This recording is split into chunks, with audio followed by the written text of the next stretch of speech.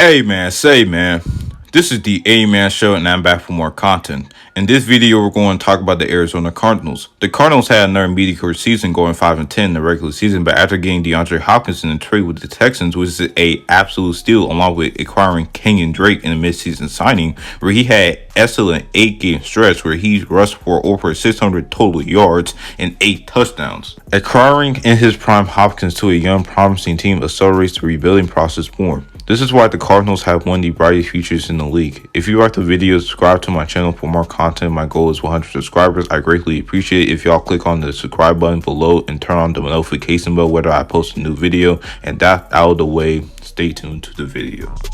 I paid my dues, now I'm a made man. I call my fame, now I'm a made man. You never see me again. I got the juice, now I'm a made man.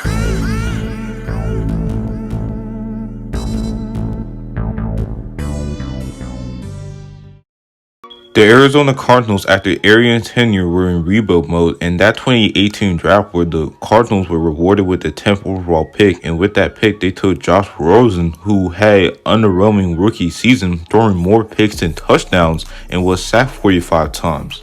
Note that the front office thought he was going to be a franchise quarterback for many years to come, but he was a bust out of the gate and the front office quickly gave up on him, so they traded him to the Dolphins for a second round pick, who will later be Andy Isabella, who was just a rotational player. The team was trashed on both sides of the ball, and with that horrid play, they finished 3-13 in the 2018 season. They will be rewarded with the first pick of the 2019 draft, taking Kyler Murray, who had a Heisman winning season, throwing for 4,361 yards and 42 touchdowns with a 69% completion rating. Murray literally carried Oklahoma to the college football playoff, at which they lost against Bama, but that's enough to show you that he was the real deal, as his play on the field translates to wins. He has so much upside and potential to become an elite quarterback someday, but there are questions to his game, such as his throwing mechanics and his stature at 5'10", but he is a good decision maker and extremely fast and quick. We never know how fast he is now because he didn't attend the NFL Combine and let alone run the 40-yard dash, but the last time he ran, he was 19 years old. As a 19-year-old, he ran at 4.38 in a 40-yard dash as a quarterback. That shit is crazy, especially that young of an age when he did it. He could have been the fastest quarterback in NFL Combine history had he attended the Combine. But it is what it is. Last year, he had a solid rookie campaign, throwing for 3,700 yards and 20 touchdowns and 12 interceptions.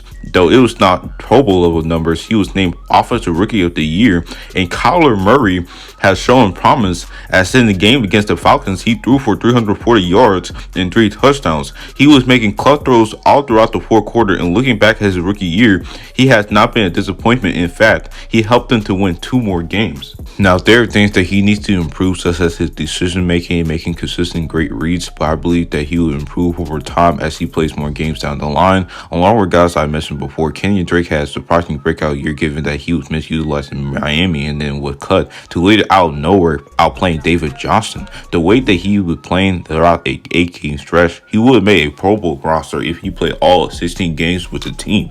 And the man is 26 years old, relatively young, and usually a player at his best. Now you get DeAndre Hopkins, who has been arguably a top 3 wideout in the last decade and even led the league in receiving touchdowns with 13. And Deshaun Watson didn't come to his own until the 2018 season, where he really emerged as one of the top quarterbacks in the league. And Hopkins was still a top wideout with or without a good quarterback. And now you have Kyler Murray throwing you the ball, along with Larry Fitzgerald, who finally stepped down as a number 2 wideout because Fitzgerald is only getting older and now age is starting to affect his play, but he still has something in the tank.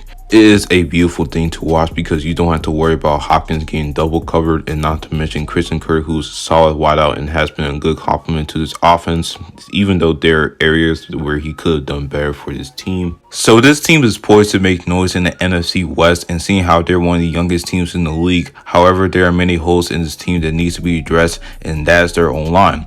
Pro Football Focus ranked them as the 23rd best O-line of last season. They allowed 23 sacks despite them improving their pass protection and their defense.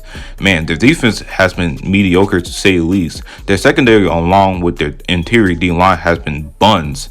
And Chandler Jones has been one of the premier pass rushers in the league. But after Jones, who else they have in the helm? Their secondary were getting beat every time, whether they're in man or cover 2 or every coverage they ran, aside from Buddy Baker and maybe Jordan Hicks. Who else they got? Patrick Peterson is not the same player that he once was in years prior, and no longer the game-changing cornerback he once was. And having a great offense outweighs having a great defense. But if you have a defense that is that mediocre, you're only going to go so far in the postseason. You can have the greatest offense in the world, but if you can't stop the run nor pass, you're not winning a Super Bowl.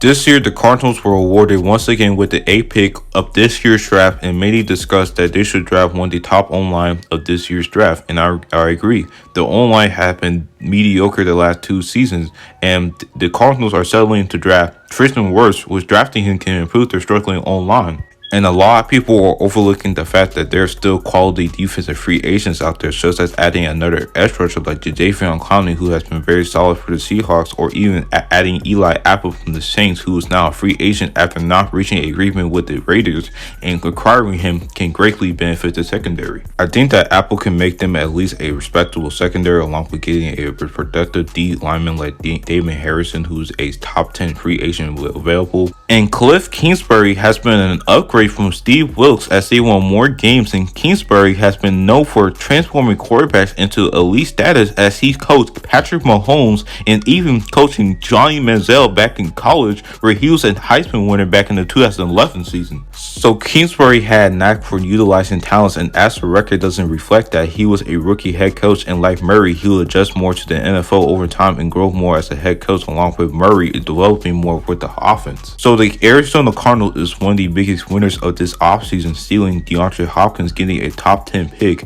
and keeping all of their key pieces. They are setting themselves for success right now in the foreseeable future. Obviously, they're not Super Bowl contenders, but they're not a team to blush over. They will feature a top 10 offense this year, and despite the defense being below average, I can see them having success in the upcoming season. We saw the Chiefs make the AFC Championship 2 years prior with a below average defense. If Kingsbury can fully utilize their offense, then they can be a scary offense going forward if they keep on developing their players the right way. They never won a Super Bowl in franchise history, and they should prioritize on building their current core into a Super Bowl contender. Thank you for watching this video. I greatly appreciate it if y'all give a like and subscribe to the channel, help me achieve 100 subscribers, and turn on the notification bell when I post a new video. You will be notified and not miss a video. And that note, guys, this is the A-Man Show, signing out.